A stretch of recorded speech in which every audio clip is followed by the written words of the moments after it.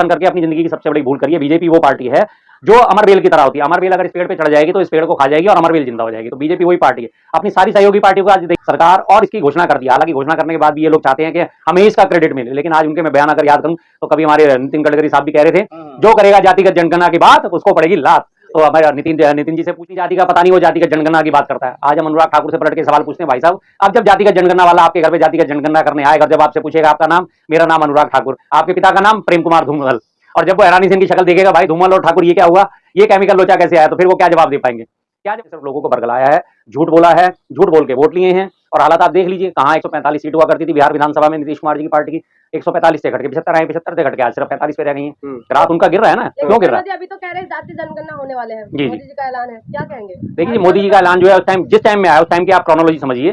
तमाम देश आज पहलगाम मसले पर जो है देश जवाब मांग रहा है, आप कार्रवाई क्या कर रहे हैं। और उन सब चीजों से बचने के लिए आज मोदी जी ने मास्टर स्ट्रोक खेल दिया कि ये जातिगत जनगणना अब कल से सारे मीडिया में, आज भी ये मीडिया में और लगातार ये 1-2 दिन और चर्चा में बना रहेगा। हाँ जी हाँ, जातिगत जनगणना होगी, वो अलग क्रेडिट लेने में पड़े हुए, विपक्षी सारे अपना क्रेडिट दे रहे हैं। तेजस्वी यादव जी की पार्टी है वो उन्हें क्रेडिट दे रही है, अखिलेश जी की पार्टी है वो उन्हें क्रेडिट दे रही है, कांग्रेस राहुल गांधी जी को क्रेडिट दे रही है।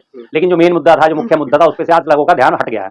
और सिर्फ क्रोनोलॉजी में 3 या 4 चीजें शामिल होती हैं। सबसे पहले तो पहलगाम मुद्दा जो आता है, इस पे से लोगों का ध्यान हटा है।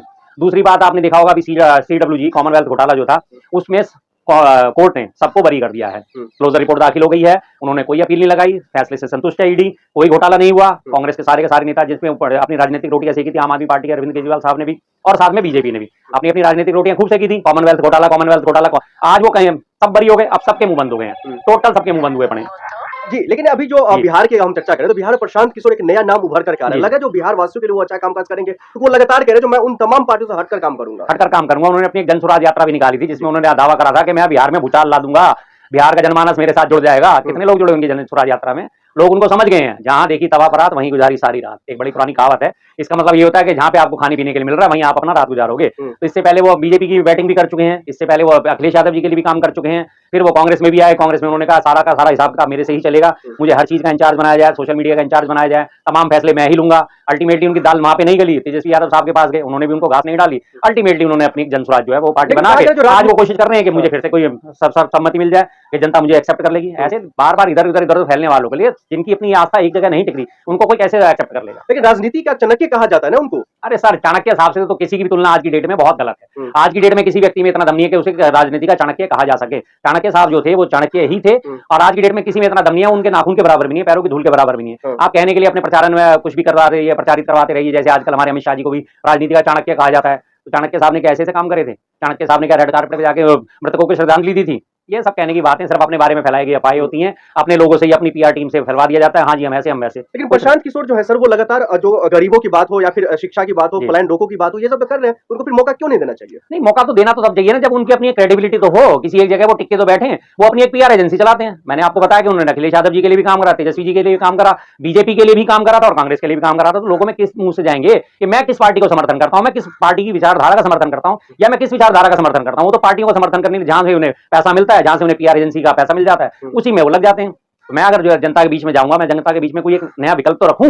लेकिन उनके आने से किस पार्टी को फायदा नुकसान होगा? क्या कुछ नहीं, वो बिल्कुल नगण्य है, उनका ना कोई फायदा होने वाला, ना नुकसान होने वाला, ना उनको वोट मिलने वाले। जनसुराज यात्रा में आपने सबने देख लिया कि जगह जगह गए, मुखियाओं से मिल रहे हैं, इससे मिल रहे हैं, कहीं कोई उनका कोई जन समर्थन नहीं था। 10, 20, 50 लोग उनके साथ शामिल होते थे, उसके बाद कुछ नहीं, कहीं कोई उनके पैरोकार नहीं मिले, सबने उन्होंने नकार दिया। जब सबने नकार दिया, अल्टीमेटली वो फिर घूम फिर के वापसी पार्टियों के आसपास मंडरा रहे। भविष्यवाणी किए जा रहे हैं कि कमाल कोई भी कर सकता है भविष्यवाणी, तो हमारे फेकेंद्र शास्त्री साहब भी करते हैं।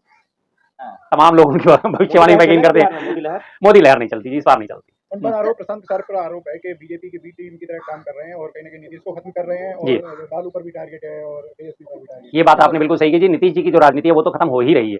नीतीश जी के आपने देखा होगा तमाम वीडियोस वायरल हो रही हैं, जिनमें उनकी भाव-भंगिमाओं का दिखाया जा रहा है कि उन्होंने कैसे बात करी, कैसे नहीं बात करी, और वो किस तरह से बैठ रहे हैं, आधी कुर्सी से लुढ़ के जा रहे हैं, जनगण मन हो रहा है और उसके दौरान वो चल दिए हैं, एक महिला को कंधे पकड़ के घुमा रहे हैं। तो आज उनके लिए जो प्रचारित करा जाता है नीतीश कुमार के लिए कि इनका मानसिक संतुलन गड़बड़ा चुका है। और ये बात मैं पहले भी कह चुका हूं, 2 या ढाई महीने पहले भी मैंने इस बात को बोला था कि आप आने वाले हर रोज, हर तीसरे चौथे दिन आपको इस तरह की तमाम वीडियोस देखने को मिलेंगी, जिसमें यह दिखाया जाएगा कि नीतीश कुमार जी का मानसिक संतुलन गड़बड़ाता जा रहा है, या ये कुछ ना कुछ गड़बड़ करने लगे हैं, और नीतीश कुमार जी को बिल्कुल खुट्टे लाइन लगा दिया जाएगा। उन्होंने इस पार्टी का समर्थन करके अपनी जिंदगी की सबसे बड़ी भूल करी है। बीजेपी वो पार्टी है जो अमरबेल की तरह होती है। अमरबेल अगर इस पेड़ पे चढ़ जाएगी तो इस पेड़ को खा जाएगी और अमरबेल जिंदा हो जाएगी। तो बीजेपी वही पार्टी है। अपनी सारी सहयोगी पार्टियों को आज देखिए बीजेपी निकल चुकी है। शिरोमणि अकाली दल आपको कहीं नजर आता है? नहीं नजर आएगा। पीडीपी के साथ मिलकर सरकार बनाई थी, आज पीडीपी हमले होते हैं। कैप्टन अमरिंदर सिंह की पार्टी के साथ सरकार बनाने की कोशिश शुरू करी थी, उनके साथ अलायंस करा था पंजाब के चुनावों में, अमरिंदर सिंह साहब को तोड़ के लाए, अलग पार्टी उनकी बनवाई, उसके बाद कहाँ है आज अमरिंदर सिंह साहब, कोई नहीं जानता।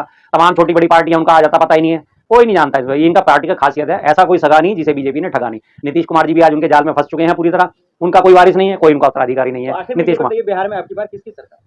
इंडिया गठबंधन, कैसे? तेजस्वी यादव जी का ग्राफ लगातार बढ़ रहा है, कांग्रेस की स्वीकार्यता वहां लगातार बढ़ती जा रही है। और सबसे बड़ी बात, बिहार को हम एक तरफ से अगर नजरिए से देखें तो उत्तर प्रदेश और बिहार में सबसे ज्यादा जातिगत बातें होती हैं, बातें हैं इस बात को, क्योंकि महादलितों के आपको याद होगा 85 घर भी जला दिए गए थे, तो वहां पे जातिवाद बहुत हावी है। और जातिवाद को तोड़ने के लिए राहुल गांधी जी और तमाम विपक्षी नेताओं ने लगातार जातिगत जनगणना की बात करी थी, जिसपे अल्टीमेटली सरकार ने स्टैंड लिया है, झुक गई है सरकार और इसकी घोषणा कर दिया। हालांकि घोषणा करने के बाद भी ये लोग चाहते हैं कि हमें इसका क्रेडिट मिले, लेकिन आज उनके मैं बयान अगर याद करूं तो कभी हमारे नितिन गडकरी साहब भी कह रहे थे, जो करेगा जातिगत जनगणना की बात उसको पड़ेगी लात। तो हमारे नितिन जी से पूछें साहब किसको लात मारनी है, कहाँ मारनी है, कहाँ है, बताएंगे आप क्या? इसी तरह से हमारे योगी साहब जो है हमारे, वो भी कह रहे थे जो भी जातिगत जनगणना की बात करेगा, उनको जाति में बांटने की बात करेगा, उनमें दुर्योधन और रावण का डीएनए पाया जाएगा। तो अब सब किस किस का डीएनए चेक करा रहे हैं, जरा बता दीजिए, बीजेपी में किस किस का डीएनए चेक करा रहे हैं? उन्होंने ये कहा था और विधानसभा के सत्र के चलते हुए सत्र में भाषण दिया था, जो कायर और क्रूर होते हैं वो इस तरह की बातें करते हैं, तो आज हम उन्हें टॉप लीडरशिप को कायर और क्रूर मान लें?